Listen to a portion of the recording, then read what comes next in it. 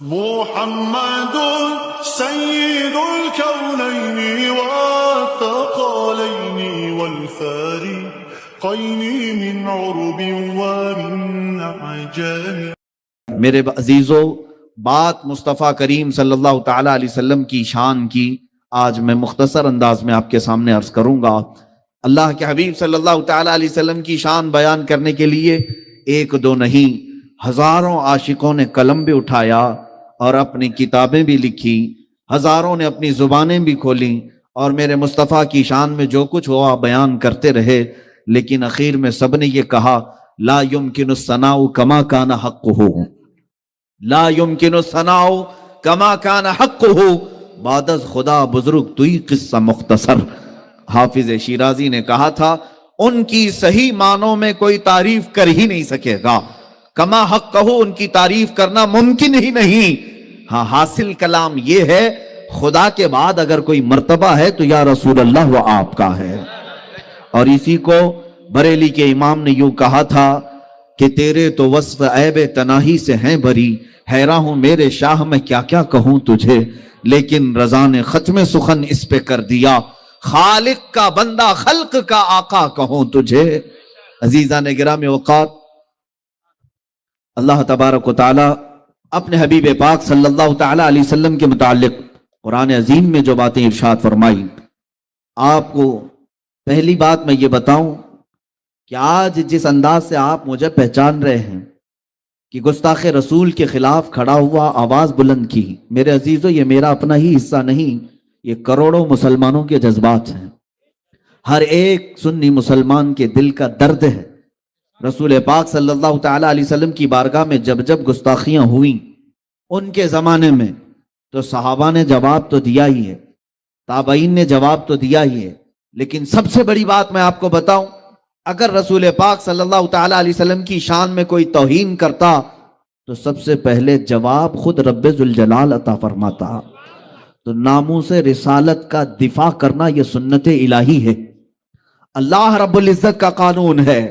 آپ کو مثالیں میں بتاؤں، ایک مرتبہ میرے آقا صلی اللہ تعالیٰ علیہ وسلم نے مکہ مکرمہ میں سارے لوگوں کو جمع کیا اور اس میں سارے کفار و مشرکین بھی تھے، دعوت پیش کی اسلام کی اور فرمایا کہ میں آخری نبی ہوں اللہ کا۔ جب پیغام حق پہنچا تو اس مجمع میں ایک ظالم کافر ابو لہب اٹھ کر کے کہتا ہے تبن لک یا محمد۔ تبن کا مطلب یہ بددعا کے طور پر اور گالی کے طور پر استعمال کرنے والا لفظ، اور اس نے یہ کہا محمد تیرے ہاتھ برباد ہو جائیں معاذ اللہ رب العالمین، یا اس طرح کا جملہ اس نے توہین کا کہا۔ الہذا جماعت، کیا تو نے اس کام کے لیے ہمیں جمع کیا؟ یہاں پر لفظ کو آپ توجہ دیں، اس نے کیا کہا تھا؟ تبن، برا ہو تمہارا، خرابی ہو تمہاری، اس طرح کا جملہ کہا۔ حضور پاک صلی اللہ علیہ وسلم کے آپ کے دل اقدس پر ملال ہوا، کبیدہ خاطر ہوئے۔ میرے عزیزو، یہ پہلی مرتبہ کسی نے حضور کی شان میں توہین کی تھی، 40 سالہ زندگی میں کبھی کسی نے انگلی تک نہیں اٹھائی، لیکن حق بات کا اعلان جس وقت میرے آقا نے فرمایا، سب سے پہلے آپ کو ابو لہب ظالم نے گالی دی یا برا کہا، حضور اکرم صلی اللہ تعالیٰ علیہ وسلم تشریف لائے، لیکن میرے عزیزو جانتے ہیں حضور اکرم صلی اللہ علیہ وسلم کا دل غمگین ہو تو سارے لوگوں کے ذریعے سے نہیں بلکہ رحمان خود آیت اتارتا ہے اور قرآن میں ارشاد فرماتا ہے تبت یدا ابی لہب وتب ما اغنا عنہ مالہ وما کسب۔ پوری سورہ ابو لہب کی مذمت میں نازل ہوئی۔ اللہ رب العزت ارشاد فرماتا ہے ابو لہب کے دونوں ہاتھ تباہ و برباد ہو جائیں اور اس کا مال اسے کوئی نفع نہیں دے سکے گا، اور اس پر جو لعنت اللہ رب العزت نے قرآن میں فرمائی۔ دوستو میرے عزیزو، آپ سے میں یہ پوچھنا چاہتا ہوں، ایک بار توہین رسالت کیا ابو لہب، لیکن اللہ نے اس کی مذمت میں قرآن کی آیت ایسی اتاری کہ کروڑوں مسلمان صبح قیامت تک اب ابو لہب کی ذات پر لعنت بھیجتے رہیں گے۔ قرآن پاک کے ذریعے سے اللہ تعالیٰ نے ناموس رسالت کا دفاع فرمایا ہے۔ میرے آقا کی عزت کی جب بات آئے قرآن کی آیت اترتی ہے۔ آپ کو میں بتاؤں، ایک مرتبہ ایسا ہوا کہ رب ذوالجلال کی طرف سے جو آیتیں اترتی تھی، کبھی دن میں 2 مرتبہ، کبھی 3 مرتبہ جبرائیل آتے تھے آیتیں لے کر، کبھی روز ایک آیت لے کر آتے، کبھی کچھ آیتیں لے کر. ایک موقع ایسا آیا کہ تقریباً 15 دن تک کوئی وحی نہیں اتری, کوئی آیت نہیں آئی, اور یہ بات مکہ میں مشہور ہو گئی کہ حضور پاک صلی اللہ تعالیٰ علیہ وسلم پر جو وحی اترتی ہے, قرآن کی آیتیں آتی ہیں, وہ جبرائیل لے کر نہیں آ رہے ہیں. اب مذاق اڑانے والوں کا ایک ٹولہ جمع ہوا, مشرکین کفار کا ایک ٹولہ, یہ بکواس کرنا شروع کیا. وَدَّعَ رَبُّ مُحَمَّدٍ مُحَمَّدًا وَدَّعَ رَبُّ مُحَمَّدٍ مُحَمَّدًا, جس کا مطلب یہ ہوتا ہے محمد کے رب نے محمد کو اب چھوڑ دیا ہے, محمد کے رب نے اب محمد کو چھوڑ دیا. یہ جب باتیں گردش کرنے لگی, میرے آقا صلی اللہ تعالیٰ علیہ وسلم کی سماعت سے بھی یہ باتیں ٹکرائی.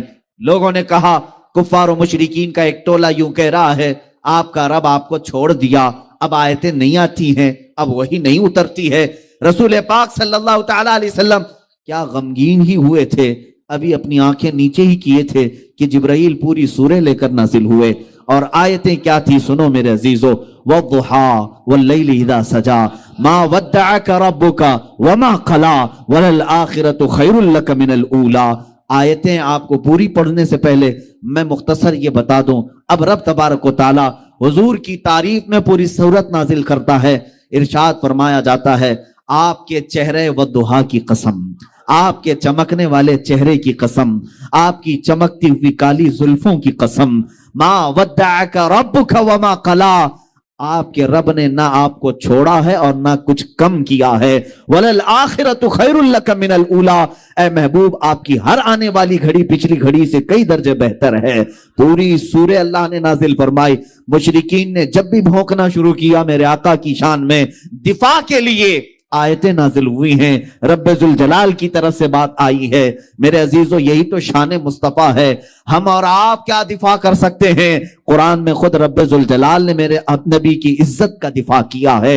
اور آگے میں آپ کو بتاؤں, اتنی نہیں کئی آیتیں آپ کو بتاؤں. حضور پاک صلی اللہ تعالیٰ علیہ وسلم کی بارگاہ میں لوگ جب سوال کرنے آتے اور ایسے ایسے سوال کرتے کہ حضور اکرم صلی اللہ تعالیٰ علیہ وسلم کو اس طرح کے سوالات کیے جاتے جو عام انسان کے لیے نہ ہوں, اور معاذ اللہ رب العالمین خدائی کے درجے پر پہنچانے کی باتیں کی جاتی, تب اللہ تبارک و تعالیٰ نے حضور صلی اللہ تعالیٰ علیہ وسلم سے ارشاد فرمایا قل انما انا بشر مثلکم, اے محبوب ان سے کہہ دینا میں تمہاری طرح بشر ہوں, مگر یہ کہ مجھے اللہ کی طرف سے وحی آتی ہے. عزیزان گرامی وقار, اب بات یہاں بھی آتی ہے حضور پاک صلی اللہ تعالیٰ علیہ وسلم کی اولاد امجاد.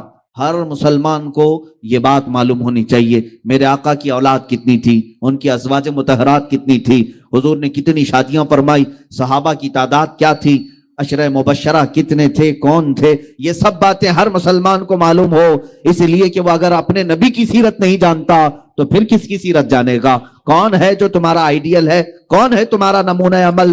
میرے آقا صلی اللہ تعالیٰ علیہ وسلم کے 3 بیٹے ہوئے اور 4 بیٹیاں ہوئی. بیٹوں میں تینوں بیٹے ابتدائی زندگی میں انتقال فرما گئے, یہاں تک کہ 6 مہینے سے زیادہ کوئی بھی بیٹے آپ کے باحیات نہ رہے. حضرت عبداللہ, حضرت قاسم, حضرت ابراہیم. اخیر میں حضرت ابراہیم کا انتقال ہوا جب ان کی عمر 6 مہینے سے بھی کم کی تھی. اب میرے آقا صلی اللہ علیہ وسلم کے بیٹوں میں کوئی باحیات نہ رہے, بیٹیاں زندہ رہیں.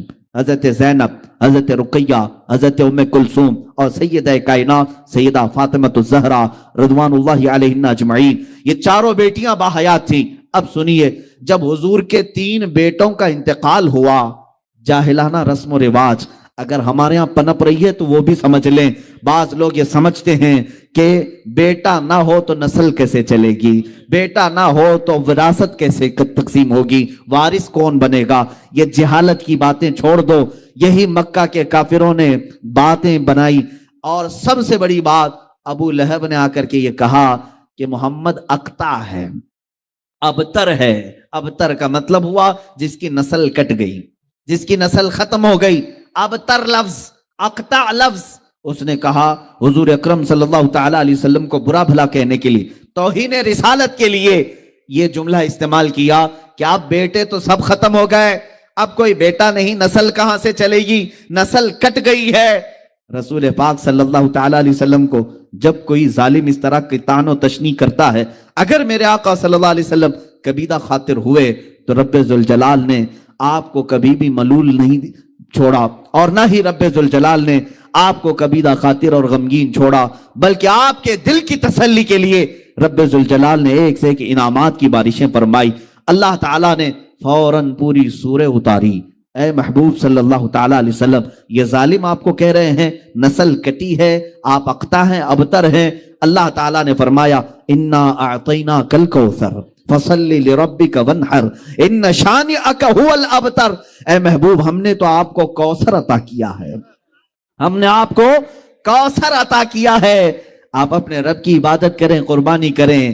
آپ کی نسل کٹی نہیں، آپ کے دشمن کی نسل کٹی ہوئی ہے۔ یہ رب ذوالجلال کی طرف سے اعلان ہوا ان شانئک، اے محبوب بے شک آپ کا دشمن کٹی ہوئی نسل کا ہے۔ پتہ یہ چلا گستاخان رسول کے خلاف جواب دینا اور انہیں بات کرنا یہ سنت الہیہ ہے، یہ رب ذوالجلال کا قانون ہے۔ اللہ نے جو فرما دیا وہ حق ہے۔ اب سنیے، میرے مصطفیٰ کریم صلی اللہ علیہ وسلم کو گالی دینے والا، گستاخی کرنے والا، جس نے کہا تھا نسل کٹی ہوئی، ڈھونڈ کر کے نکالو پوری دنیا بھر میں ابو لہب کی اولاد کہاں ہے، ابو لہب کے بیٹے کہاں رہتے ہیں، اس کی وراثت کن میں تقسیم ہوئی، آپ ڈھونڈ کر کے نکالیں گے، کہیں آپ کو پتہ نہیں چلے گا اس کی اولاد کیا، اس کے پوتے پوتے اور نواسوں تک بھی اولاد نسل نہیں چل سکی، اولاد ہی ختم ہو گئی اور اس کا نام و نشان بھی مٹ گیا۔ ابو لہب کی جو موت ہوئی اس حالت میں ہوئی کہ اس کو سخت ترین بیماری لاحق ہوئی، یہاں تک کہ اس کو ایک گڑھے میں ڈال کر کے اس کے ہی بچوں نے پتھر اس پر ڈالے تھے، اتنے پتھر مارے گئے تھے کہ اس کا جسم پورا پتھروں سے لہولہان تھا، وہ خود مٹا، اس کی اولاد نہیں رہی۔ لیکن آؤ، میرے رب ذوالجلال نے میرے مصطفیٰ کی جو شان بیان کی، انا اعطیناک الکوثر، اس آیت کی تفسیر کے اعتبار سے آج ہندوستان نہیں، جے پور راجستھان نہیں، بلکہ دنیا کے کسی بھی کونے میں جاؤ رسول اللہ کی آل و اولاد کی خوشبو تمہیں ضرور نظر آئے گی۔ ہر جگہ سادات موجود ہیں، سید حضرات موجود ہیں۔ یہ کس کی نسل ہے؟ یہ فاطمۃ الزہرا کی نسل آج پوری دنیا میں ہے، جن کو میرے آقا صلی اللہ علیہ وسلم نے اپنی اولاد فرمایا ہے۔ عزیزان گرامی، حضور کو کہنے والے کہ نسل کٹی ہے، وہ خود کٹ گئے، مگر میرے مصطفیٰ کی نسل آج پوری دنیا میں جس طرح محفوظ ہے، کائنات میں کسی کی نسل اس طرح سے محفوظ نہیں۔ ایک بات یاد رکھیں، حضور کی جو نسل ہے آج، اس طرح کی پوری دنیا میں کسی اور کی نسل محفوظ نہیں۔ سادات کے شجرے محفوظ ہیں، ان کے نسب محفوظ ہیں، اور ان کی آل و اولاد، ان کے خاندان، ان کے تمام حسب و نسب آج بھی محفوظ ہیں۔ جاؤ سادات کی خانقاہوں میں، وہ سارے شجرے اور تاریخ لے کر بیٹھے ہیں۔ میرے عزیزوں، اسی کو تو کہا گیا حضور پاک صلی اللہ تعالی علیہ وسلم کی اولاد آج پوری کائنات میں ہے، اور یہی شان مصطفیٰ ہے جس کو اعلیٰ حضرت نے یوں کہا تھا، تیری نسل پاک میں ہے بچہ بچہ نور کا، تو ہے عین نور، تیرا سب گھرانہ نور کا۔ عزیزان گرامی، یہ شان مصطفیٰ ہے۔ جب کبھی کسی نے حضور کی ذات پر انگلی اٹھائی تو جواب کہاں سے آیا؟ خود خدائے قدیر و جبار کی طرف سے آیا۔ اللہ نے کبھی سورہ والضحیٰ اتاری، کبھی سورہ لہب اتاری، کبھی سورہ کوثر اتاری۔ اب کوثر کا معنی میں بیان کر کے حضور کی شان پاک کے چند آپ کے سامنے جھلکیاں رکھ دوں۔ کوثر کیا چیز ہے؟ کوثر کس کو کہتے ہیں؟ بعض لوگ یہی سمجھتے ہیں کوثر ایک نام ہے یا پھر حوض کوثر ہے۔ کوثر کی ہزاروں تعریفیں ہوئی اور اس کی کئی تفاسیر ہیں، کئی اس کے مفہومات بھی مفسرین نے بیان کی، لیکن جو حقیقت زیادہ راجح ہے وہ میں بتاتا ہوں۔ کوثر عربی کا لفظ ہے، اور عربی میں بلاغت ایک چیز ہے، یہ سارے لوگوں کے سمجھ میں نہیں آتی۔ عربی ایک ایسا لٹریچر ہے کہ ایک ایک لفظ آتا ہے 70 معنوں کے لیے، کبھی کبھار ایک ایک ایسے ورڈ ہیں جو 1000 معنی کے لیے استعمال کیے جاتے ہیں، اور عربی میں وسعت بہت ہے، ایک لفظ بول کر کئی معنی مراد لیے جا سکتے ہیں۔ اب کوثر کیا چیز ہے؟ اب میں آپ کو بتاتا ہوں۔ عربی میں ایک لفظ ہے کثیر۔ کثیر زیادہ کو کہتے ہیں، قلیل کا اپوزٹ کیا ہے؟ کثیر ہے۔ جیسے دن کا اپوزٹ رات ہے، سفید کا اپوزٹ بلیک ہے، کالا ہے۔ یہ اپوزٹ چیزوں کو میں بتا رہا ہوں۔ قلیل اگر کوئی چیز ہے تو تھوڑی ہے، تھوڑی چیز کو عربی میں کیا کہتے ہیں؟ قلیل، اور اس کا اپوزٹ کیا ہوتا ہے؟ کثیر۔ समझ में आ रही बात? मैं समझा करके जाना चाहता हूं। कसीर कलील का अपोजिट होता है। अच्छा, अगर कसीर से भी ज्यादा बोलना है, मिसाल के तौर पर 10 के अपोजिट में 100 लेकर के आ गए, एक तरफ 10 रुपए है, ये कलील है, 100 रुपए क्या है? कसीर है। लेकिन हमको और भी ज्यादा बोलना है तो अरबी में उसको अक्सर कहते हैं। क्या कहते हैं? अक्सर। कसीर से भी ज्यादा हो तो अक्सर है। अक्सर कितना होता है उसकी लिमिट नहीं बयान की गई, वो लाख भी हो सकता है 10 के मुकाबिल में, 10 रुपये के मुकाबिल में लाख भी आ सकता है, वो अक्सर हो गया। अब अगर अक्सर से भी ज्यादा बोलना है तो उसको कौसर कहा जाता है। उसे क्या कहा जाता है? कौसर कहा जाता है। एक है कसीर, उससे ज्यादा को अक्सर कहते हैं, उससे भी ज्यादा हो तो उसे क्या कहते हैं? कौसर। ये 3 जुमले तो याद रखो मुसलमानों, 3 बातें तो याद रखो, कसीर, अक्सर और कौसर। अब मैं ये आयत पढ़ता हूं। अल्लाह ने फरमाया इन्ना आतैना कल कौसर, ऐ महबूब हमने आपको कौसर अता किया। ये कितना है कौसर? कैसे अंदाजा कर सकेंगे? मौला तूने हमारे नबी को क्या दिया, कितना दिया, इसी से आप अंदाजा कर ले। ये पूरी जो कायनात है, ये पूरी जो दुनिया है जिसमें हम और आप जी रहे हैं, ये पूरी रूए जमीन, इस पर मौजूद पूरे समंदर, इस पर मौजूद तमाम दरख्त, इस पर मौजूद तमाम चरिंद परिंद और जानवर, इस पर मौजूद तमाम जिन्नात, बल्कि फरिश्ते, मलाइका, ये पूरी जो दुनिया है, पूरी दुनिया, इसमें लाखों करोड़ों मखलूकात अल्लाह की आबाद है। कीड़े मकोड़े अलग, चरिंद परिंद अलग, जानवर अलग, बहाइम अलग, समंदर की करोड़ों मछलियां अलग, जिन्नात की बे इंतहा तादाद अलग, याजूज माजूज की कसरत अलग, आसमानों में रहने वाली मखलूकात अलग, मलाइका, फरिश्ते, ये तमाम मखलूकात अलग। इन तमाम कायनात की चीजों को अल्लाह क्या फरमाता है? उल मताउद दुनिया कलील। ऐ महबूब आप फरमा दें ये पूरी दुनिया कलील है। क्या है? पूरी दुनिया का सामान कलील है। इसमें करोड़ों इंसान भी आ गए, हम भी कलील हैं।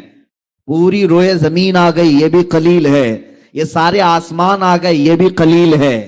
ये सारी कायनात के हर जर्रे इसमें आ गए, ये कलील है।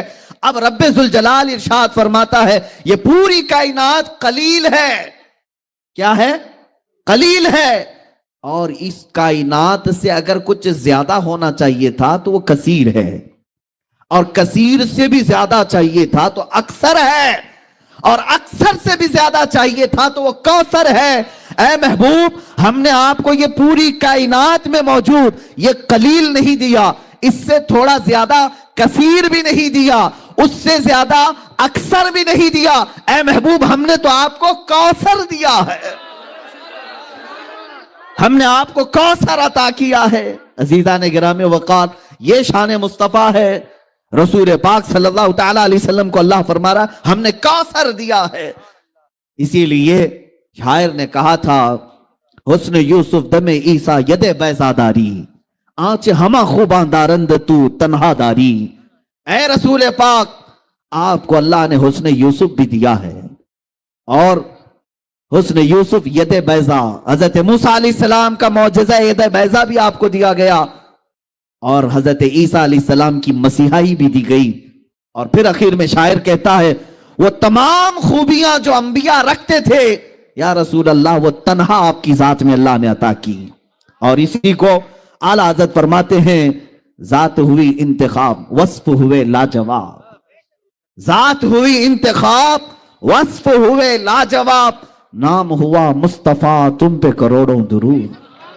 मेरे आका सल्लल्लाहु तआला अलैहि वसल्लम की शान आजमत में चंद मिसालें अर्ज करते हुए आगे बढ़ूंगा। सैयदना आदम अलैहिस्सलाम को अल्लाह ताला ने सफीउल्लाह का खिताब दिया, वह अल्लाह के सफी हैं। आदम अला नबीना अलैहिस्सलातु तस्लीम कसरत बुका में मशहूर थे, यानी आप कसरत से रोया करते थे, काफी सालों तक आपने गिरिया बाजारी की, और ये कसरत बुका मेरे आका सल्लल्लाहु अलैहि वसल्लम को भी अता की गई।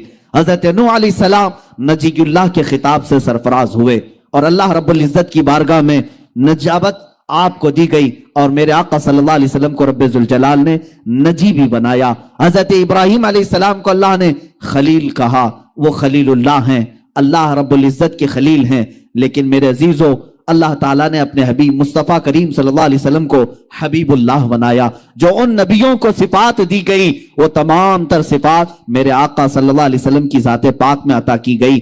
وہ تمام خوبیاں جو اللہ تعالیٰ نے پچھلے انبیاء کو دی وہ حضرت حضور اکرم صلی اللہ علیہ وسلم کو عطا کی۔ اب چند مثالیں میں آپ کے سامنے رکھ رہا ہوں۔ ایک ہے موسیٰ علیہ نبینا علیہ الصلوۃ والتسلیم، ان کے واقعات اکثر سنائے جاتے ہیں اور سنتے بھی ہیں آپ۔ سیدنا موسیٰ کلیم اللہ علیہ الصلوۃ والتسلیم کی ایک بات میں عرض کرتا ہوں، آپ کوہ طور پر جاتے ہیں اور عرض کرتے ہیں اے رب ذوالجلال میں تیرا دیدار کرنا چاہتا ہوں، میں تجھے کھلے آنکھوں دیکھنا چاہتا ہوں۔ قرآن پاک میں ہے ربی ارینی، اے اللہ تو مجھے اپنا دیدار کرا دے، اور اللہ کی طرف سے جواب آتا ہے لن ترانی، اے موسیٰ تو ہرگز مجھے نہیں دیکھ سکے گا۔ بار بار موسیٰ علیہ السلام نے اصرار کیا تو رب تعالیٰ نے پھر کس انداز میں بلایا، فخلع نعلیک انک بالوادی المقدس طویٰ، اے موسیٰ اپنی چپلیں اتار دیں، اپنے نالین اتار دیں اور کوہ طور پر آئیں۔ کوہ طور مصر کی وادی سینا میں موجود ایک پہاڑی کا نام ہے۔ سیدنا موسیٰ علیہ السلام جب طور پر چڑھتے ہیں وہاں پر حکم کیا ہوتا ہے، قریب موجود ایک دوسری پہاڑی پر ایک درخت ہے، اس درخت پر آپ دیکھتے رہیں۔ حضرت موسیٰ علیہ السلام اس درخت پر دیکھتے رہے۔ رب تعالیٰ نے اپنی ذات مبارکہ کی تجلیات میں سے سوئی کے ناکے سے بھی کم ہلکی تجلی اس درخت پر نازل فرمائی، اور روایات یہ بتاتی ہیں فلما تجلی ربہ، اللہ تعالیٰ نے جب اس پہاڑ پر اپنی تجلی کا اظہار فرمایا، حضرت موسیٰ علیہ السلام غش کھا کر کے گر گئے۔ سیدنا موسیٰ علیہ الصلوۃ والتسلیم غش کھا کر کے گر گئے اور پورا پہاڑ جل کر کے راکھ ہوا۔ آج بھی وہ پہاڑ جلا ہوا موجود ہے، ہم نے دیکھا ہے، اور اس درخت کا سایہ ہر پتھر پر پڑ گیا۔ پتھر کو 100 ٹکڑے کریں تب بھی اس درخت کا سایہ اس پتھر پر آج بھی نظر آتا ہے۔ یہ تھا سوئی کے ناکے کے برابر ہلکی تجلی جو رب ذوالجلال نے کوہ طور پر نازل فرمائی۔ ایک طرف موسیٰ علیہ السلام کو بلایا گیا، آپ نالین اتار کر کے آئیں، اور پھر بہت ہلکی تجلی دکھائی گئی۔ اتنا ہی دیکھا اور حضرت موسیٰ علیہ السلام کھلے آنکھوں سے نہیں دیکھے، ابھی پلک جھپکتے ہوئے ہی آپ نے دیکھا تھا اور حالت یہ ہو گئی۔ اب سنیے، واپس موسیٰ علیہ الصلوۃ والتسلیم روئے زمین پر تشریف لاتے ہیں۔ جب آپ اپنی قوم کے پاس آتے ہیں فرمایا گیا اگر کوئی آنکھوں میں آنکھیں ڈال کر موسیٰ علیہ السلام کو دیکھ لیتا تو اس کی آنکھیں چلی جاتی تھی۔ آنکھوں میں اتنا نور تھا، اتنا جلال تھا، اور فرماتے ہیں موسیٰ علیہ السلام کی نگاہوں کی تاثیر اور دور بینی کا عالم یہ تھا کہ نہایت ہی سخت ترین رات، کالے اندھیرے کے اندر حضرت موسیٰ علیہ السلام 3 میل دور یعنی تقریباً 4.5 کلومیٹر دور اگر رات کے وقت کسی کالے پتھر پر کالی چیونٹی رینگ رہی ہو، موسیٰ علیہ السلام اسے آسانی سے دیکھ لیا کرتے تھے۔ سیدنا موسیٰ علیہ السلام 3 میل دور رات کے وقت پتھر پر رینگنے والی کالی چونٹی کو دیکھ لیا کرتے تھے۔ یہ کس بات کا کمال تھا؟ کوہ طور پر جو ہلکی سی تجلی آپ نے دیکھی تھی، یہ شان موسیٰ ہے۔ اب آؤ 26 رجب کی وہ تاریخ یاد کرو جب شب معراج ہوتی ہے، میرے آقا صلی اللہ تعالی علیہ وسلم کو آسمانوں پر بلایا جاتا ہے۔ کس شان سے؟ جبرائیل کو اتارا گیا اور حکم دیا گیا اے جبرائیل جاؤ اپنی پیشانی کو مصطفیٰ کے تلووں سے لگاؤ، اور ان کی پیشانی کی ٹھنڈک پا کر میرے آقا صلی اللہ علیہ وسلم بیدار ہوئے، اور پھر کہا گیا یا رسول اللہ آسمانوں پر آپ کو بلایا جا رہا ہے اور رب ذوالجلال آپ کو اپنے قرب کی منزلیں عطا کرتا ہے۔ حضرت جبرائیل کے ساتھ میرے مصطفیٰ کی شان سے گئے، اس طرح سے نہیں کہ آپ کو چپل اتارنے کا حکم آیا ہو، آپ سے کہا گیا ہو کہ نالین اتاریں، بلکہ یوں حکم ہوا کہ آپ کے لیے براق سواری بھی بھیجی گئی اور پھر اس پر بٹھایا بھی گیا، اور مصطفیٰ کریم صلی اللہ علیہ وسلم को हरम काबा में पहले ले जाया गया, जमजम से आपके सीने मुबारका को धोया गया, उसके बाद बैतुल मुकद्दस की सरजमीन पर लाया गया। मेरे आका सल्लल्लाहु अलैहि वसल्लम वहां मौजूद थे। तो जिस वक्त मेरे आका तशरीफ लाए 1,24,000 कम व बेश अंबिया वहां सफों में मौजूद थे। सबने मेरे आका का इस्तकबाल किया। रसूल पाक सल्लल्लाहु तआला अलैहि वसल्लम सीधे मुसल्ला इमामत पर तशरीफ ले गए और अंबिया इकराम को नमाज पढ़ाई, इमामत फरमाई। वो जो नमाज थी वो अल्लाह बेहतर जाने। मेरे अजीजों, नमाज के बाद हर नबी ने आपकी शान में कसीदा पढ़ा, मेरे आका की तारीफ बयान की, और यहां होने के बाद आसमानों का सफर किया, 7वां आसमान देखे, सिदरतुल मुंतहा पहुंचे, अर्श व कुर्सी, लौह कलम, जन्नत व दोज़ख सबके नजारे किए। और उसके बाद वो मकाम भी आया जहां जिब्राइल भी आगे जाने से मना करने लगे, अब मेरा मकाम नहीं है, आप जाएं मेरे मुस्तफा।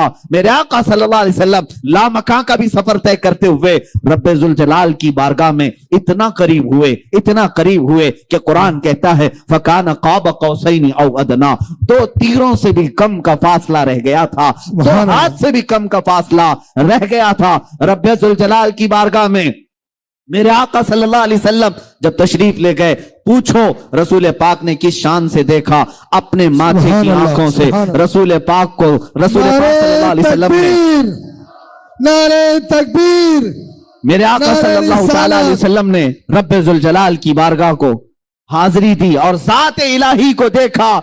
इस अंदाज से देखा कि कुरान कहता मा ज़ागल बसर व मा तगा, ना आपकी पलक झपकी, ना आपने आंख बंद किया, बल्कि ज़ात इलाही को पूरे माथे की आंखों से भी देखा। और जितना देखा वो अल्लाह बेहतर जाने, मेरे मुस्तफा जाने। वापस जब तशरीफ लाए, एक बार नहीं 9 मरतबा मूसा अलैहिस्सलाम ने वापस भेजा था। आपको वाकया मालूम है, मैं तफसील में नहीं जा रहा। मेराज के वाकये में जब मेरे आका सल्लल्लाहु तआला अलैहि वसल्लम रब्बे जुल जलाल की बारगाह से वापस आए, ऐ मुसलमानों, अब मैं तुम्हें पूछना चाहता हूं, वो मूसा अलैहिस्सलाम जो कोहे तूर पर एक हल्की तजल्ली रब्बे जुल जलाल की देखी जो सुई के नाके से भी कम थी, और उतना देखने के बाद मूसा अलैहिस्सलाम की आंखों का हाल यह था कि वो 3 मील दूर रात के वक्त किसी पत्थर पर रेंगने वाली चूंटी को देख लिया करते थे। अब मुझे बताओ निगाहे मुस्तफा का हाल क्या होगा, जिन्होंने तजल्ली नहीं, कोई सर्रा नहीं, बल्कि पूरे ज़ाते खुदाबंदी को देखा, और अल्लाह रब्बुल इज्जत की जात को देख करके वापस जब मेरे आका तशरीफ लाए, अब मुझे बताओ निगाहे मुस्तफा का हाल क्या होगा। क्या कोई जर्रा छुपा होगा मेरे मुस्तफा की निगाहों से? क्या कोई तिनका छुपा होगा मेरे आका की निगाहों से? उन्हीं निगाहों के बारे में इमाम अहले सुन्नत फाजिल बरेलवी ने यूं कहा था, और कोई गैब क्या तुमसे निहा हो भला, और कोई गैब क्या तुमसे छुपा हो भला, जब न खुदा ही छुपा तुम पे करोड़ों दुरूद। जिस तरफ उठ गई दम में दम आ गया, जिस तरफ उठ गई दम में दम आ गया, उस निगाहे इनायत पे लाखों सलाम। नारे या रसूल अल्लाह, नारे तकबीर। शान मुस्तफा रसूल पाक सल्लल्लाहु तआला अलैहि वसल्लम तशरीफ ले गए और वापस भी आए।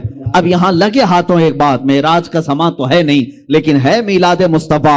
हम मेरे आका सल्लल्लाहु तआला अलैहि वसल्लम की शान बयान कर रहे हैं, दर हकीकत हम अपनी किस्मत को बुलंद कर रहे हैं। अजीज़ान गिरामी, लोग जब ये वाकया सुनते हैं कि मेरे आका हरम काबा में गए, फिर वहां से बैतुल मुकद्दस गए, 1,24,000 अंबिया की इमामत की, अक्सर अंबिया ने उसमें हुजूर की शान में खुतबे पढ़े, पहले आसमान का सफर, दूसरे आसमान का सफर, 2 आसमानों के बीच में जो सफर है वो 500 साल की मसाफत का है, 500 साल की मसाफत का, 7 आसमानों का सफर, अर्श व कुर्सी, लौह कलम, जन्नत और दोज़ख, इन सब का नजारा करना और फिर ज़ाते खुदाबंदी को देखकर वापस आना। लेकिन कमाल इस बात का है कि जब सुन्नी बयान करता है तो यूं कहता है कि बिस्तर जंजीर भी हिलती रही, बिस्तर भी रहा गरम। यही तो हम कहते हैं ना, जंजीर भी हिलती रही, बिस्तर भी रहा गर्म, ता अर्श गए फिर आए मोहम्मद सल्लल्लाहु अलैहि वसल्लम। हुजूर पाक गए भी आए भी, लेकिन वक्त कितना लगा, 1 मिनट का भी वक्त नहीं था। अब जो फलसफी है, जो अकल के घोड़े दौड़ाता है, वो कहता है मियां ये तो आप फेंकम फाक कर रहे होंगे, ऐसी ही बातें उड़ा रहे होंगे, ऐसा कैसे मुमकिन हो सकता है कि इतने छोटे वक्त में इतना लंबा सफर कैसे कर सकते हैं। मेरे अजीजों, पहले तो मैं इनको अकली जवाब ये दूंगा, आज से 100 साल पहले, 200 साल पहले भी अगर कोई ये कहता कि मैं मुंबई से जयपुर 2 घंटे में आ गया, तब भी लोग उसको बेवकूफ कहते थे, पागल कहते थे, क्योंकि प्लेन नहीं थे, हवाई जहाज का वजूद नहीं था। लेकिन आज अगर कह देंगे तो मान लिया जाता है। मेरे अजीजों, 1400 साल पहले जो मेरे मुस्तफा का सफर हुआ है, वो आज तक के लोगों के अकल में आने वाली बात नहीं है, क्योंकि वो सफर दर हकीकत मौजज़ा है और नूर नूर से मिलने जा रहा है। तो यहां मसाफत किस बात की। मेरे अजीजों, अब मैं जो बात अर्ज करने जा रहा हूं तवज्जो से सुने कि कैसे हुजूर गए भी, आए भी, और कायनात का वक्त इतना ही रहा। कायनात में इतना ही वक्त था, 1 मिनट का भी वक्त नहीं लगा। बिस्तर भी गर्म था, दरवाजे की जंजीर भी हिल रही थी, जिससे आप वजू फरमा कर गए थे उससे कतरे भी अभी टपक रहे थे। इतने शॉर्ट पीरियड में इतना लंबा सफर कैसे मुमकिन। किसी दानिश्वर ने बड़े अच्छे अंदाज में एक मिसाल से समझाया था। आपको मैं भी बता देता हूं, अगर आपके हाथ में कोई वॉल क्लॉक हो, घड़ी हो, आप देखें घड़ी 2 सुइयों से चलती रहती है, कभी उसमें 1 बजे, कभी 2 बजे, कभी 3 बजे। आप एक काम करना, जब घड़ी में 12 बज जाएं तो उसको उठा लेना दीवार से और उसके पीछे से उसके सेल निकाल दें, उसकी बैटरी निकाल दें, थोड़ी देर के लिए अपने पास रखें। घंटा भर, 2 घंटे भर, 3 घंटे भर, 4 घंटे भर, 6 घंटे तक आप उस सेल को, बैटरी को अपने पास रखना। 6 घंटे के बाद उस घड़ी में वापस सेल डाल दीजिए, वापस बैटरी लगा दीजिए। मैं आपसे पूछता हूं, 12 बजे थे जब घड़ी में, तब आपने सेल निकाल लिया था, बैटरी निकाल लिया था। अब जब 6 घंटे के बाद बैटरी दोबारा डालेंगे, मुझे बताओ शाम के 6 बजे से घड़ी चलेगी या 12 बजे से चलेगी? सबको पता है 12 बजे से ही चलेगी। 6 घंटे ये ऑफ थी, इसलिए कि बैटरी निकाल ली गई थी, सेल निकाल लिया गया था। मेरे अजीजों, ये मिसाल तुम्हारे जहनों को करीब करने के लिए अर्ज कर रहा हूं। जिस तरह घड़ी की सुइयां बैटरी निकालने से रुक जाती है, जब मेराज की शब थी, मौला रब्बे जुल जलाल ने जाने कायनात मुहम्मदुर रसूलुल्लाह को कायनात से बुलंद कर दिया था और इस कायनात से अपने दरबार में बुलाया था, तो जो निजाम यहां था वो जहां का था वहीं रुक गया। इसलिए कि हमारा यकीन तो यह है, ये कायनात पूरी रब्बे जुल जलाल ने मुस्तफा के सदके में बनाई है, मेरे आका के सदके में बनाई है। इसकी सुइयां जो कायनात की चलती हैं वो मुस्तफा की शान से चलती हैं, मेरे आका सल्लल्लाहु अलैहि वसल्लम की बरकत से चलती हैं। और जब रसूल पाक सल्लल्लाहु ताला अलैहि वसल्लम मेराज की शब न इस रूए जमीन पर थे और न इस कायनात में थे, वो आसमानों पर गए। अब हमें पता नहीं 500 साल के लिए गए थे या 5000 साल के लिए गए थे या 5 लाख साल के लिए गए थे, हमें पता नहीं। लेकिन इतना जरूर पता है कि जब वो जाने कायनात वापस तशरीफ लाए तो इस कायनात का टाइम और वक्त जहां रुका था वापस वहीं से चलने लग गया। इसी को इमाम अहले सुन्नत फाजिल बरेलवी ने यूं फरमाया था, वो जो न थे तो कुछ न था, वो जो न हो तो कुछ न हो। बात समझ में आ रही है? वो जो न थे तो कुछ न था, वो जो न हो तो कुछ न हो। अरे जान है वो जहान की और जान है तो जहान है, जान है तो जहान है। पहली बात ये समझ जाओ, मेरे आका सल्लल्लाहु ताला अलैहि वसल्लम रूहे कायनात हैं, असले कायनात हैं, मकसद कायनात हैं। अगर मुस्तफा करीम सल्लल्लाहु अलैहि वसल्लम ना हो तो फिर कायनात का कोई जर्रा भी नहीं। इकबाल ने क्या बेहतर अंदाज में इसको यूं अपने अशार में तरतीब देते हुए कहा था, हो ना ये फूल तो बुलबुल का तरन्नुम भी ना हो, चमने दहर में कलियों का तबस्सुम भी ना हो, हो ना ये साकी तो मैं भी ना हो, खुम भी ना हो, बज़्म तौहीद दुनिया में ना हो, तुम भी ना हो, खीमा अफलाक का इस्तादा उसी नाम से है, नबज़ हस्ती तपश आमादा उसी नाम से है, दश्त में दामन कोहसार में मैदान में है, मौज में बहर की आगोश में तूफान में है, चीन के शहर मराकश के बयाबान में है और पोशीदा हर मुसलमान के ईमान में है।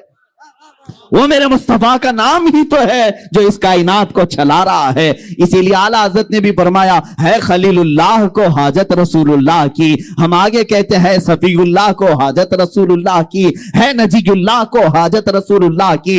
एक बात याद रखना, ब मुस्तफा बरसा खैश के दी हमावोस, अगर बउन रसीदी तमाम बुलहबी, अपने आप को नबी के कदमों तक पहुंचा दे, इसी का नाम दीन है। और अगर वहां तक नहीं पहुंच सका तो पूरी जिंदगी अबू लहब की तरह है।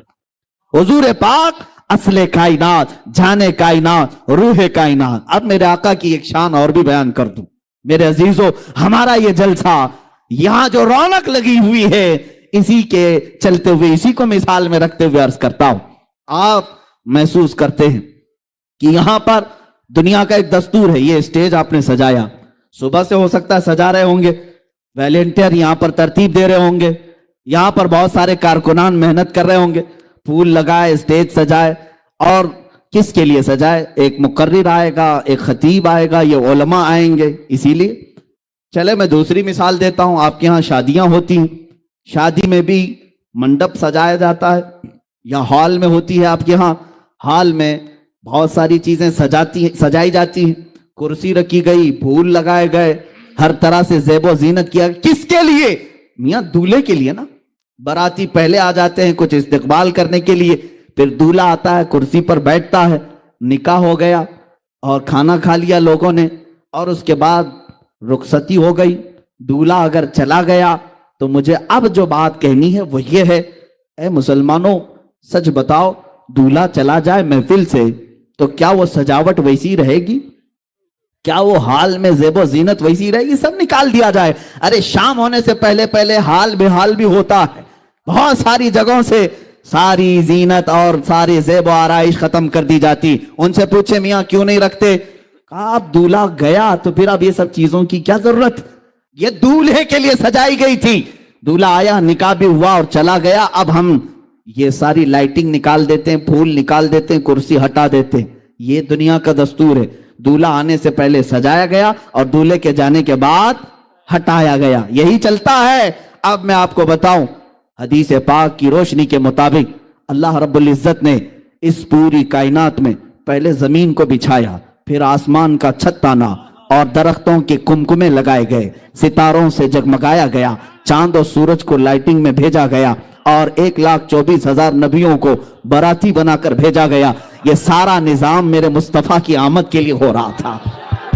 ये सारा निजाम रसूल पाक की आमद के लिए चल रहा था। इसीलिए तो हजरत इदरीस भी कहते हैं मैं असल नहीं, मेरे बाद एक नबी आने वाले। मूसा भी कहते हैं मैं असल नहीं, मेरे बाद एक नबी आने वाले। ईसा भी कहते हैं मैं असल नहीं, मेरे बाद नबी आने वाले हैं। सारे लोगों ने कहा कि मुस्तफा आने वाले हैं। वो सब बाराती के तौर पर हुजूर पाक की आमद का इंतजार करते हुए अंबिया आए। मेरे अजीजों, ये जमीन का फर्श और बिछोना, या आसमान का छत और ये दरख्तों के कुमकुमे, ये समंदरों का लहलहाना, ये खूबसूरतियां, तारों का जगमगाना, चांद और सूरज का झिलमिलाना, ये सारी चीजें मेरे मुस्तफा की आमद के लिए थी। अब बात मैं आपको बता रहा हूं, रब्बे जुल जलाल ने फरमाया लौलाका लमा खलक़तु दुनिया वल अफ़लाक वल अर्दी।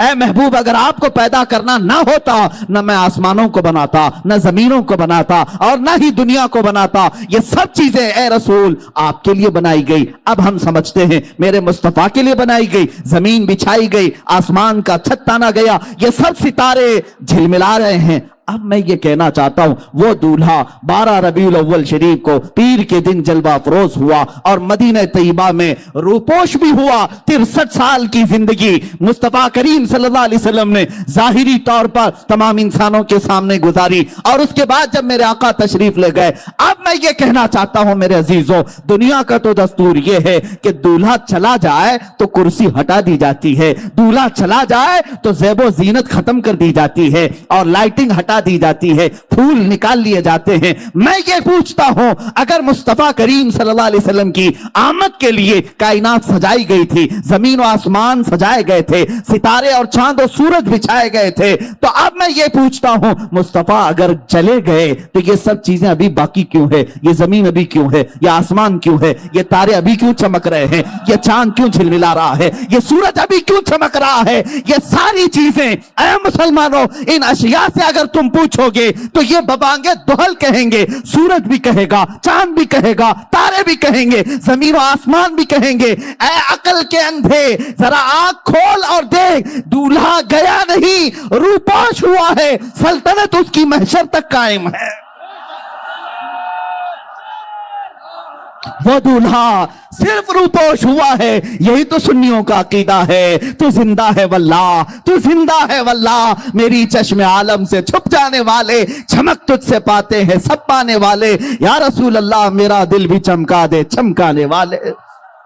अज़ीज़ान गिरामी, ये है शान मुस्तफ़ा। आप, ये हमारा मुस्कुराना, ये हमारा चहचहाना, ये सब मुस्तफ़ा की बदौलत है, उन्हीं की बरकत है। ये जमीन जो बाकी है मेरे मुस्तफ़ा के नाम से बाकी है।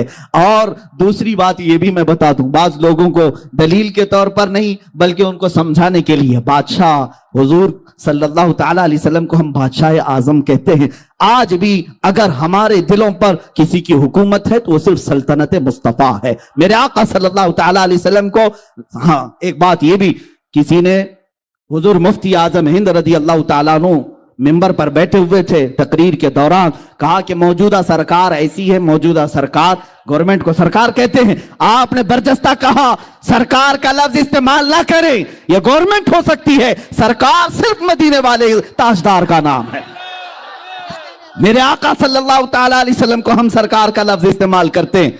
अजीजान गिरामी, जुमले बदलो, और आज भी अगर हुकूमत हमारे सीनों पर किसी की है वो मेरे मुस्तफ़ा करीम सल्लल्लाहु अलैहि वसल्लम की। देखिए आप, 14 सदियां बीत गई, हमने हुजूर पाक सल्लल्लाहु ताला अलैहि वसल्लम का जमाना नहीं पाया और ना ही उनके जमाने में उनके दीदार से मुशर्रफ हुए, लेकिन 14 सदियां गुजरने के बाद भी आज भी बिहम्दिल्लाह हमारे घर के हर बच्चे में यह जज्बा मौजूद है। नाम लेकर के तो देखो बच्चा गर्दन देने को तैयार है।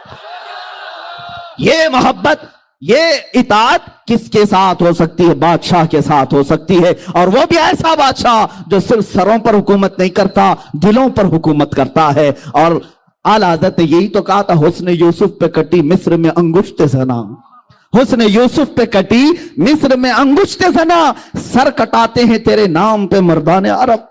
और अदीब लायलपुरी कहता है, शायर हैं, यूं कहते हैं, एक शहंशाह ने बख्शे हैं समरकंद बुखारा किसी महबूब के रुखसार के दिल पर। एक बादशाह अपनी महबूबा के रुखसार पर तिल, उस पर समरकंद और बुखारा 2 शहर उसने बख्श दिए, इनाम में दे दिए। अब वो शायर कहता है, एक शहंशाह ने बख्शे हैं समरकंद बुखारा किसी महबूब के रुखसार के तिल पर, मगर ऐ सैयद आली तेरी नामूस तेरी अजमत पर एक नहीं लाखों हैं कुर्बान गए इश्क के हर कूच व बाजार में, सर अपना हथेली पे लिए करने को है तैयार, सर अपना हथेली पर लिए हैं करने को निसार। अजीजान गिरामी, ये मेरे मुस्तफ़ा की शान है। अगर बादशाहत हो तो ऐसी हो कि रूह पर भी हो, कल्ब पर भी हो। आज मैं शान मुस्तफ़ा के सिलसिले में ये भी बात अर्ज करूं, दुनिया का एक कानून ये भी हमने देखा, आपका शहर तो हेरिटेज कहलाता है, बादशाहों का, राजे महाराजाओं का शहर है, और हो सकता है तारीख में तो पढ़ा होगा, आप तो नहीं देखा हो, बादशाह की कुर्सी लगती है और अगल बगल में वजीर भी होते हैं, वजीरों का भी दरबार हुआ करता है। और जब बादशाह उठ जाता है तो वजीर नहीं बैठते हैं, वजीर भी उठ जाते हैं, ये बेअदबी समझी जाती है। बादशाह जब कुर्सी पर है तो उसके पहलू में वजीर होते हैं, और जब तक वजीर बैठे हैं, ये बादशाहों का निजाम होता था कि जब तक वजीर पहलू में बैठे हैं इस बात की दलील होती कि इसकी बादशाहत कायम है, कोई भी रियाया आए और सवाल करे। और अगर वजीर चले गए तो यह कहा जाता कि नहीं, अब बादशाह छुट्टी पर जा रहे हैं, सल्तनत उठाई जा रही है, कामों काज खत्म किए जा रहे हैं। क्योंकि वजीर जो होते हैं वो इस बात की अलामत होते हैं कि रियाया अपनी हाजतें बयान करने के लिए आ सकती है, सल्तनत का दरवाजा खुला है, इस बात की अलामत होती जब भी वजीर बैठा करते। ये दस्तूर हुआ करता। अब आओ मैं बताऊं, रसूल पाक सल्लल्लाहु अलैहि वसल्लम ने अपनी जिंदगी पाक में इरशाद फरमाया, अल्लाह रब्बुल इज्जत ने मुझे 4 वजीर अता किए। कितने?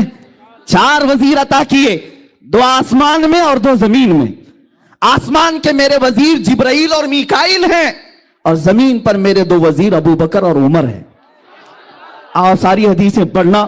حدیث کے راوی یہی کہتے ہیں مصطفیٰ آئے, ابو بکر اور عمر ساتھ میں آئے. حضور پاک صلی اللہ علیہ وسلم مسکرائے, ابو بکر عمر پہلو میں تھے. یہی حدیثوں میں اکثر آپ کو ملے گا. کوئی محفل ایسی نہیں ملتی جہاں حضرت ابو بکر اور حضرت عمر نہ ہو. حضور پاک صلی اللہ علیہ وسلم کے ساتھ ہر محفل میں حاضر باش. میرے عزیزو, یہ ہم سنیوں کا عقیدہ بھی ہے اور ہمارا یہ وجدان کہتا ہے وہ رسول پاک صلی اللہ تعالی علیہ وسلم شہنشاہ کونین ہیں, بادشاہ اعظم ہیں. جب مدینے کی دھرتی پر تھے تو ابو بکر و عمر رضی اللہ عنہما وزیر کی طرح آپ کے ساتھ ساتھ رہتے. لیکن جب میرے مصطفیٰ کریم صلی اللہ علیہ وسلم اس دار فانی سے کوچ فرما گئے, رحلت فرمائے, اور وہ بقعہ نور جس میں میرے آقا آج آرام فرما ہیں, روضہ رسول گنبد خضرا کے نیچے جہاں میرے آقا آرام فرما ہیں, میرے آقا کے وصال کے بعد ترتیب تو دیکھیں. حضور کے پہلو میں پہلی مرتبہ حضور کے بعد اگر کوئی دفن ہوتا ہے تو ابو بکر صدیق دفن ہوتے ہیں. چند سالوں کے بعد دوسرا اگر کوئی دفن ہوتا ہے تو حضرت عمر دفن ہوتے ہیں, اور کوئی نہیں دفن ہوا. حضور کی زوجہ حضرت عائشہ کہتی ہے میں دفن ہونا چاہتی تھی, یہ جگہ میں نے اپنے لیے رکھی تھی, لیکن اللہ کی مرضی یہ تھی کہ حضرت عمر ہی وہاں دفن ہو, اور اس کے بعد وہ دیوار بند کر دی گئی. اب اس حجرہ پاک میں میرے آقا آرام فرما ہے اور پہلو میں ابو بکر و عمر آرام فرما ہے. اب میں کہنا یہ چاہتا ہوں, دنیا کا دستور یہ کہتا ہے بادشاہ کے اگل بگل وزیر ہیں تو یہ اس بات کی علامت ہوتی ہے کہ سلطنت قائم ہے اور رعایا اپنی حاجتیں لے کر آ سکتی ہے. میرے مصطفیٰ کا دربار مدینے میں آج بھی اس بات کی علامت بنا ہوا ہے. اے سنیوں, اے مسلمانوں, آؤ حاجتیں لے کر, اس لیے کہ بادشاہ اب بھی کرسی شہنشاہت پر بیٹھا ہے اور بغل میں ابو بکر و عمر وزیر بن کر کے آج بھی تشریف فرما ہے.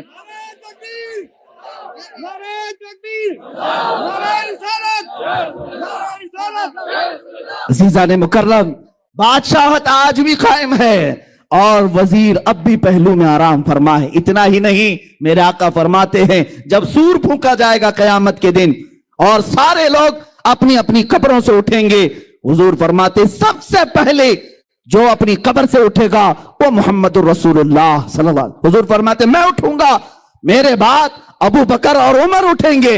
اور پھر حضور صلی اللہ علیہ وسلم محشر کا میدان بھی کس شان سے بیان کرتے ہیں.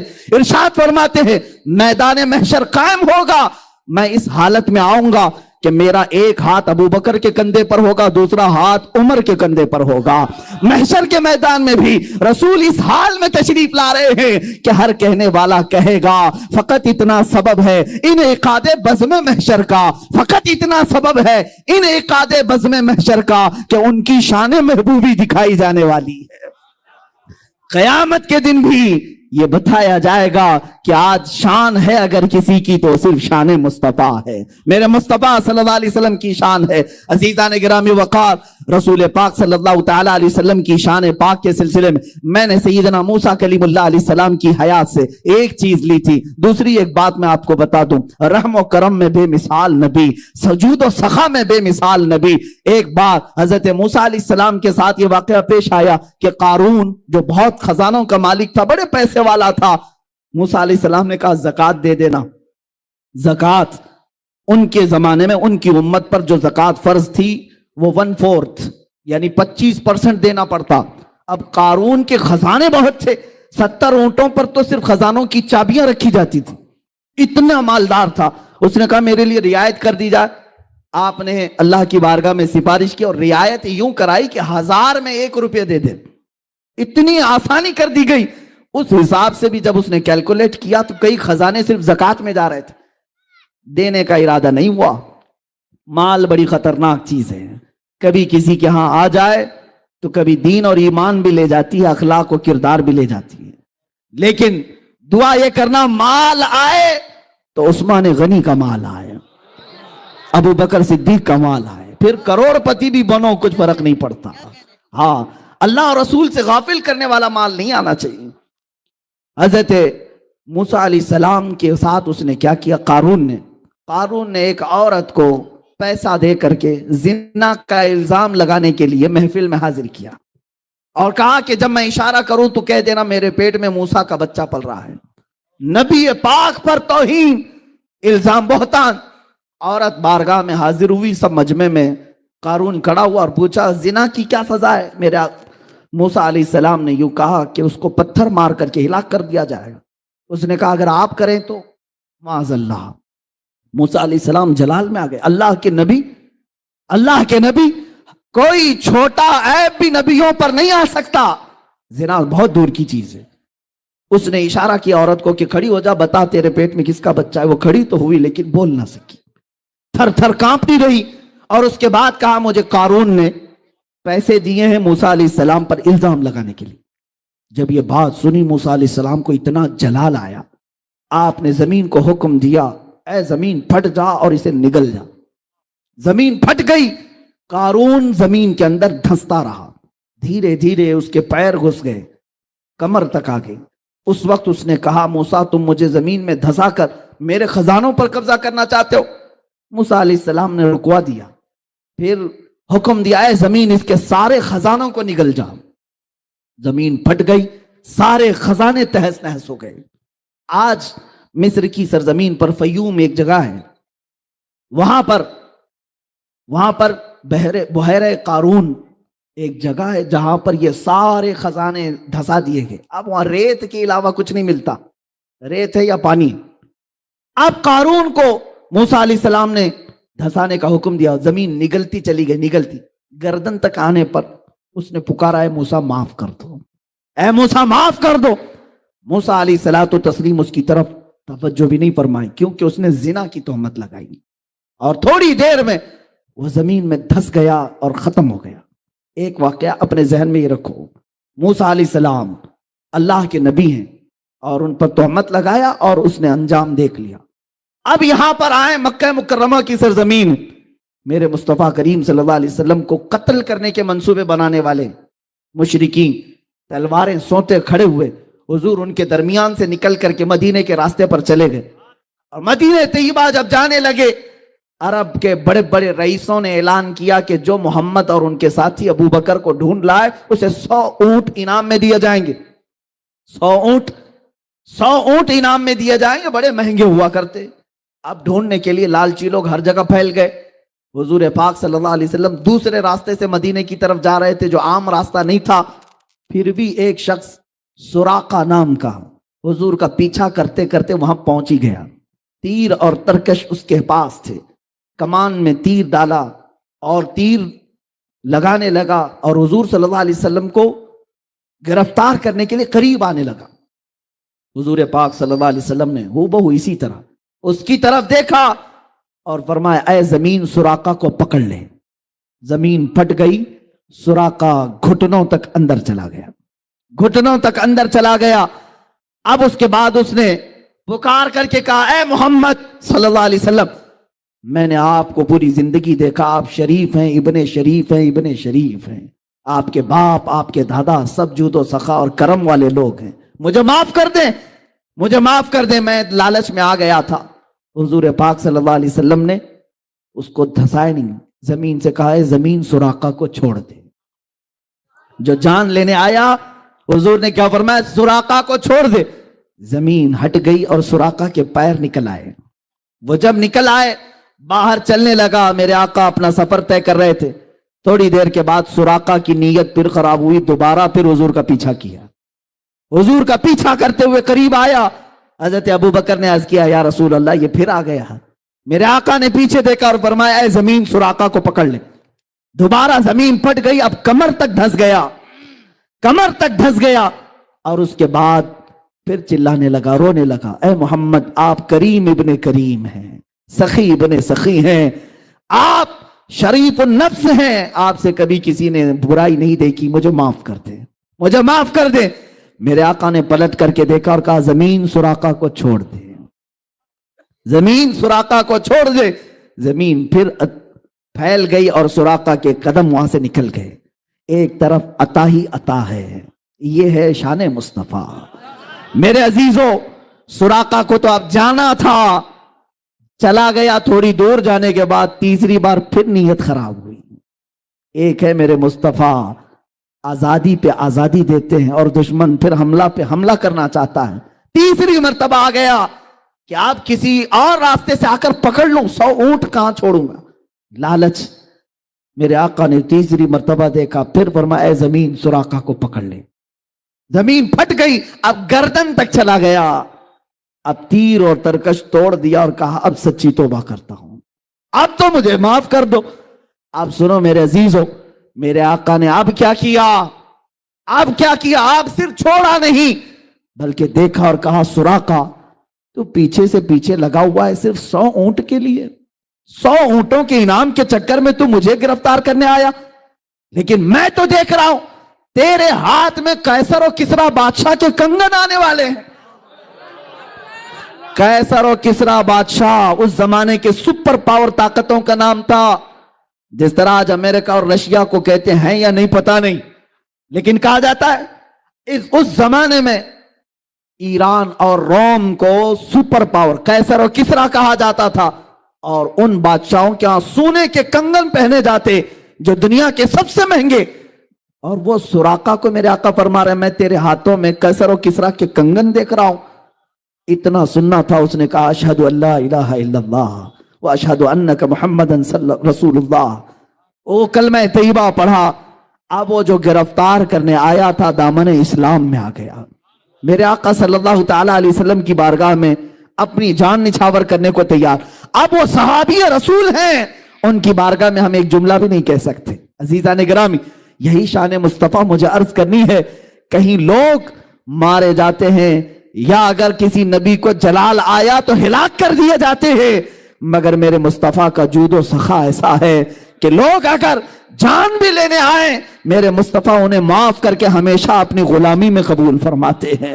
ایک دو نہیں، وہ عمر ابن خطاب جو تلوار لے کر میرے آقا کی گردن مارنے جا رہے تھے، لیکن قریب پہنچنے کے بعد میرے آقا صلی اللہ علیہ وسلم کی بارگاہ میں تلوار رکھی اور اپنی گردن بھی رکھ دی اور ہمیشہ کے لیے میرے آقا کے ہو کر رہ گئے۔ ایک دو نہیں، حضرت خالد بن ولید جو حضور کے مقابل میں جنگ احد لڑے اور وہاں پر مقابلہ کیا، ابو سفیان کتنی جنگیں لڑے، لیکن اخیر میں میرے آقا کی غلامی میں آ ہی گئے، اس لیے کہ چہرہ ہی کچھ ایسا تھا میرے آقا کا، دشمن بھی دیکھتا تو کہتا یہ جھوٹے کا چہرہ ہو نہیں سکتا۔ میرے آقا صلی اللہ علیہ وسلم کی بارگاہ میں اب جو بات میں کہہ رہا ہوں صرف میرے آقا نے فرمائی نہیں دیا قیصر و کسریٰ کے کنگن، حضور کی وفات ہوئی، ابو بکر صدیق کی بھی وفات ہو گئی، خلافت فاروقی آئی، حضرت عمر کا زمانہ تھا، اس زمانے میں اسلامی فوجیں ایران پر چڑھائی کی اور روم پر بھی حملہ کیا، قیصر و کسریٰ دونوں کی حکومتیں ختم ہوئی اور وہاں سے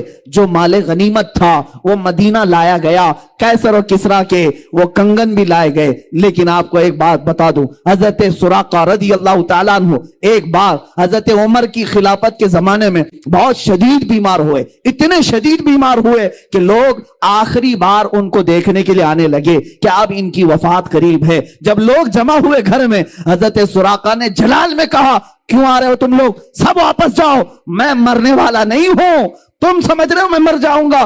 لوگوں نے کہا آپ کی حالت بہت نازک ہے، وفات قریب آ چکی، آپ کی ایسا نزع کا عالم لگتا ہے۔ حضرت سراقہ نے کہا خبردار، میری موت اس وقت تک نہیں آ سکتی جب تک میں اپنے ہاتھ میں قیصر و کسریٰ کے کنگن نہ دیکھ لوں، اس لیے کہ کسی اور نے نہیں کہا، مصطفیٰ جان رحمت نے فرمایا۔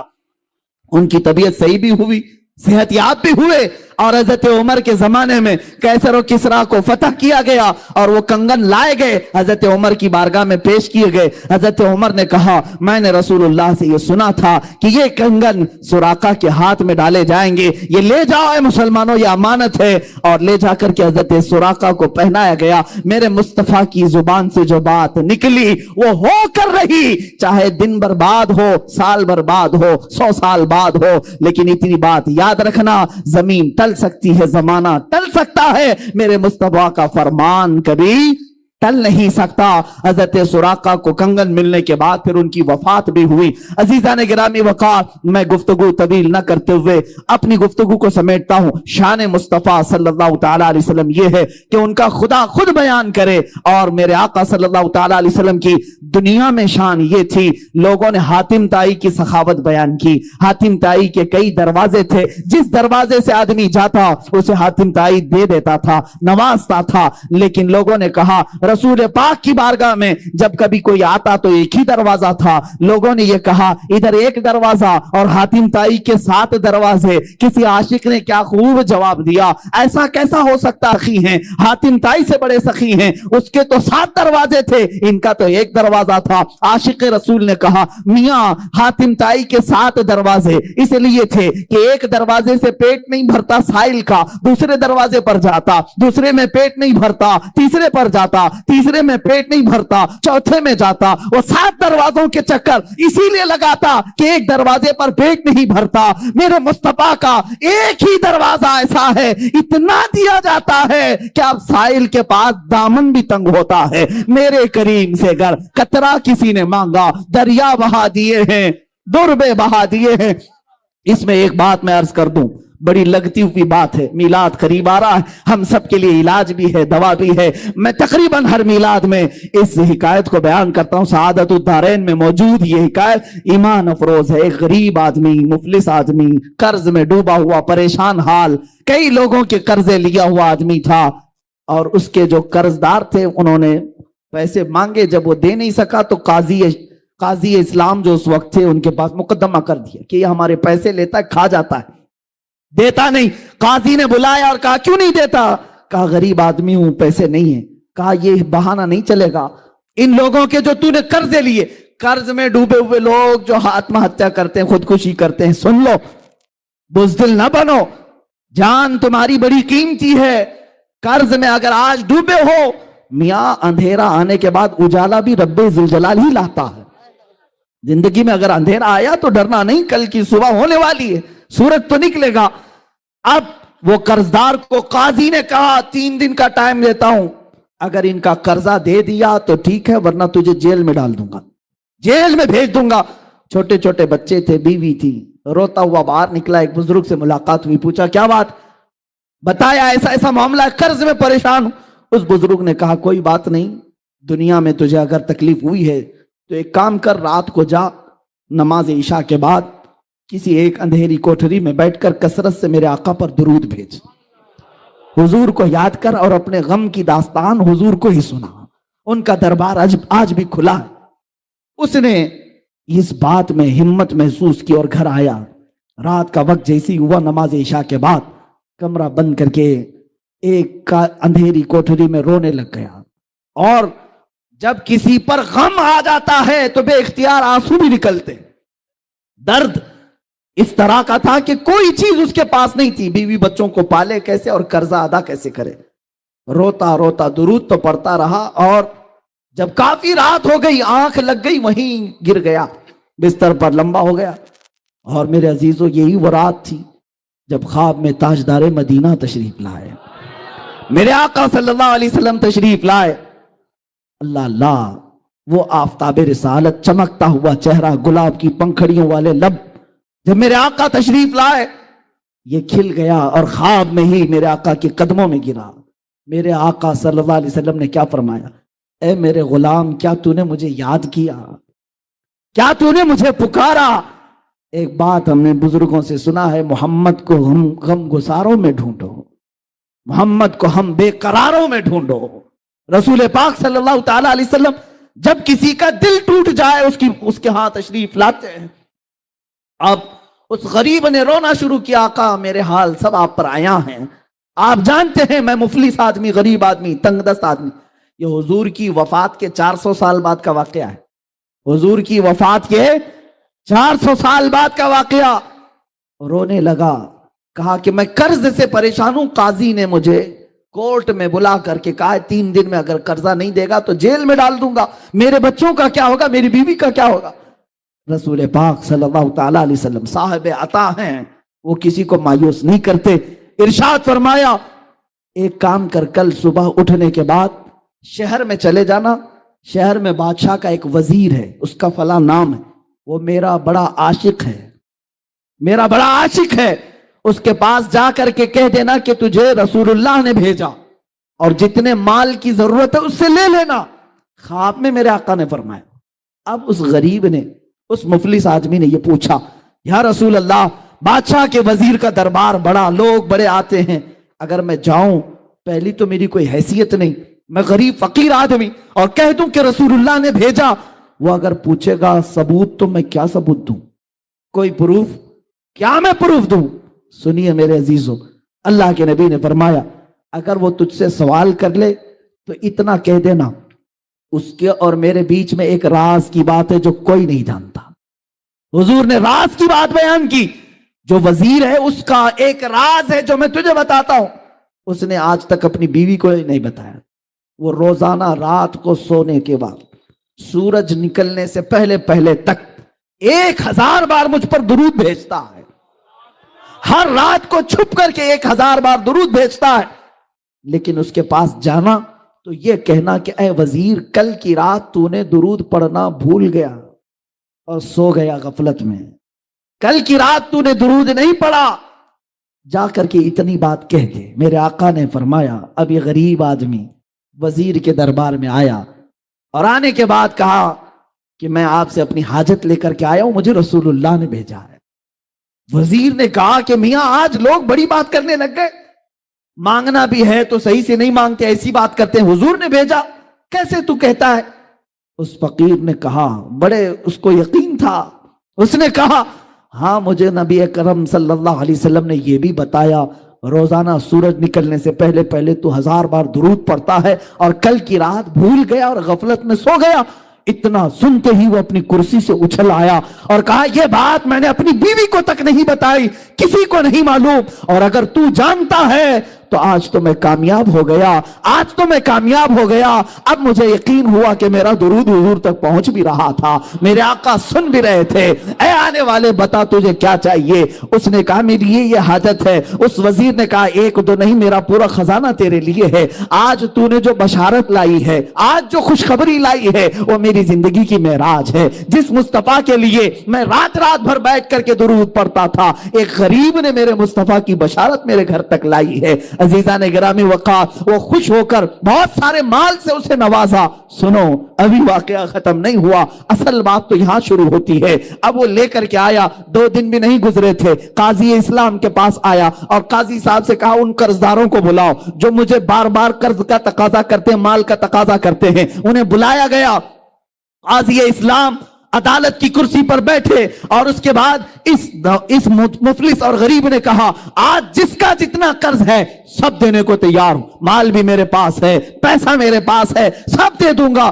قاضی نے اس کی بات دیکھی اور سنی تو کہا بیٹھ جا کرسی پر تھوڑی دیر کے لیے۔ تھوڑی دیر بٹھانے کے بعد اب قاضی جو مقدمے میں شروع میں 3 دن پہلے جیل کی دھمکی دیا تھا، اب کہتا ہے اے مفلس غریب آدمی، آج کی عدالت میں فیصلہ بدل گیا ہے، تیرا قرض میں اپنی جیب سے ادا کروں گا، تیرا قرض میں اپنی جیب سے ادا کروں گا۔ وہ کھڑا ہو گیا، پوچھا 3 دن پہلے تو تم مجھے جیل میں ڈالنے کی دھمکی دے رہے تھے اور آج اپنا قرضہ، میرا قرضہ تم اپنی جیب سے دینا چاہتے ہو؟ یہی بات 3 دن پہلے بھی کر سکتے تھے۔ قاضی اسلام کھڑے ہو کر کے کہتے ہیں در حقیقت 3 دن پہلے میں تجھے جانتا پہچانتا نہیں تھا، جب یہاں سے تو چلا گیا، رات کو جب سویا میرا مقدر جگہ میرے آقا تشریف لائے، خواب میں میرے آقا تشریف لائے اور تیری طرف دکھا کر کے میرے آقا نے فرمایا اے قاضی اس کا فیصلہ نرم کر دے، یہ غریب میرا امتی ہے، یہ آج مفلس ہے، اس کے لیے نرمی کر، اگر تو اپنے مال سے قرض ادا کرے گا تو میں اللہ کی جنت میں تجھے محل عطا کروں گا۔ اے غریب، اے مفلس، میں یہ سودا تیرے ہاتھ نہیں بیچنا چاہتا، میں تیرا قرض خود اپنے ہاتھوں سے ادا کروں گا۔ اب قاضی اسلام بتاؤ، کسی کوٹ کا جج کھڑا ہو کر کے کسی مجرم کی طرف سے صفائی دے رہا ہو اور اپنا قرضہ بھی دے رہا ہو، ایسا سننے کو نہیں ملتا۔ جب قاضی اصرار کرنے لگا اور یہ مفلس آدمی غریب آدمی خود دینے پر اصرار کرتا رہا، یہ دونوں کی تکرار چلتی رہی اور جو مجمع میں قرضدار بیٹھے ہوئے تھے سب اپنی کرسیوں سے کھڑے ہو گئے۔ کہا قاضی صاحب آپ بھی رہنے دیں، یہ بھی رہنے دیں، ہم نے اپنا قرضہ معاف کر دیا اور اب بھی اس کو اگر ضرورت ہے تو ہم زندگی بھر اس کو قرض دیتے رہیں گے، ہمیں معلوم نہیں تھا کہ میرے مصطفیٰ کی بارگاہ میں اس کا یہ مقام ہے۔ عزیزان گرامی، وہ عدالت کے اس جلسے سے نکلا، शादा व फरहा हो करके, खुशहाल हो करके। इसी वाक़े की तरफ मैं इशारा करते हुए अर्ज करता हूं, वही तो दरबार है, वही ताजदार मदीना है जिनकी सखावत का आलम यह है, मेरे करीम से घर कतरा किसी ने मांगा, दरिया बहा दिए हैं, दुर्बे बहा दिए हैं। वाह क्या जूदो करम है, शहे बता तेरा, नहीं सुनता ही नहीं मांगने वाला तेरा।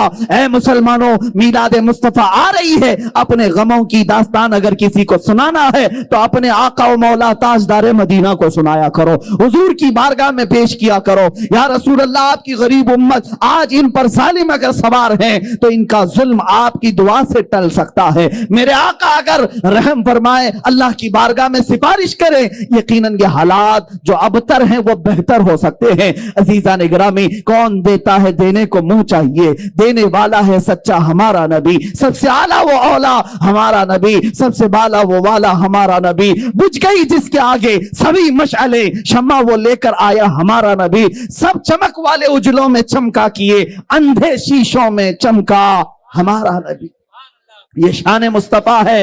अजीजा ने गिरामी वक़ार, ये कायनात में मुसलमानों के लिए आज भी वो दरवाजा खुला है। हम क्यों दर बदर की ठोकरें खाएं, इधर उधर जाएं और अपने गमों की दास्तान कभी इसको सुनाया, कभी उस मालदार को सुनाया और जलीलो खार होकर के निकलते रहे। एक दरबार मेरे आका का ऐसा है जहां चोर भी छुपता है, मेरे आका उस पर दामन रहमत ढाल देते हैं। ढूंढा ही करे सदरे कयामत के सिपाही, वो किसको मिले जो तेरे दामन में छुपा हो। आता है फकीर पे उन्हें प्यार कुछ ऐसा, खुद भीख दें और खुद कहें मंगते का भला हो।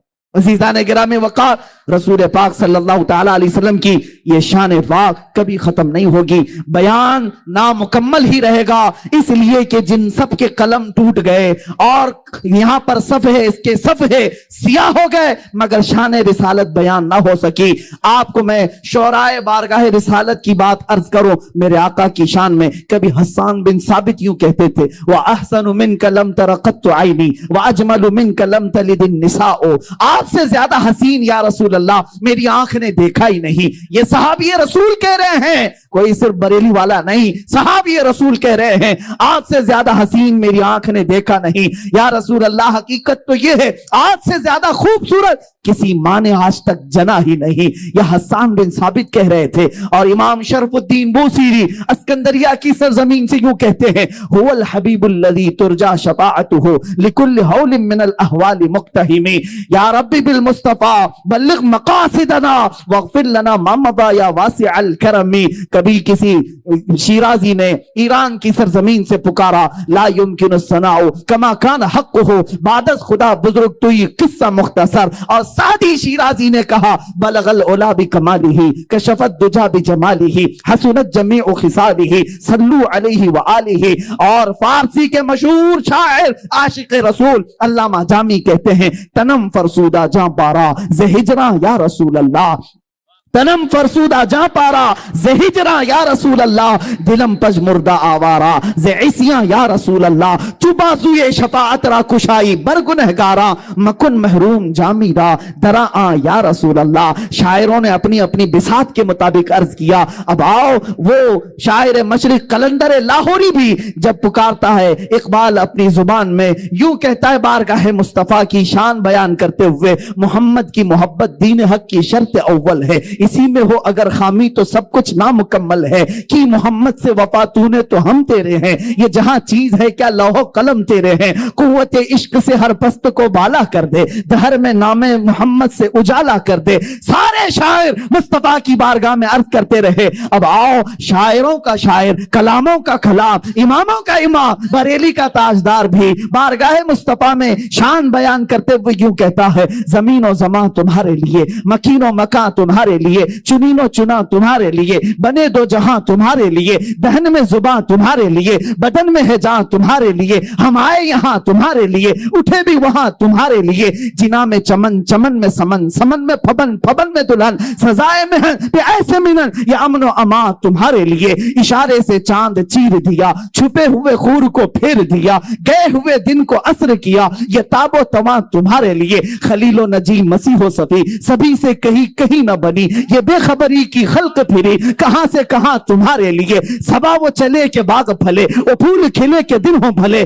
صبا وہ چلے کہ باغ پھلے وہ پھول کھلے کے دن ہوں بھلے لیوا کے تلے ثنا میں کھلے رضا کی زبان تمہارے لیے لیوا کے تلے ثنا میں کھلے یا رسول اللہ ہم سب کی زبان تمہارے لیے